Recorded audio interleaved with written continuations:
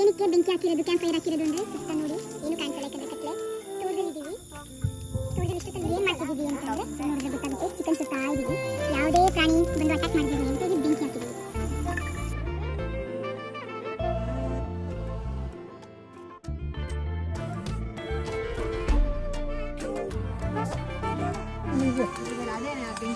ನೋಡಪ್ಪ ಅನ್ಸ್ಬಿಟ್ಟ ನಮ್ ದರ್ಶನ್ ಎಷ್ಟ್ ಚೆನ್ನಾಗ್ ಅನ್ಸ್ಬಿಟ್ಟ ನೋಡು.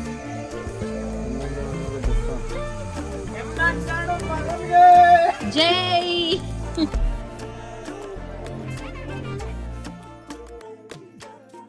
என் பக்கம் போனவள தேடமெல்ல மூச்சு தள்ள என் தலைக்கும் ஏறவில்லை பேர கேட்க தூணவில்லை எனக்கோ தீர என்ன தூண்ட நெஞ்சம் தூக்கத்து ಓಹೋ ಬಕಾಸುರ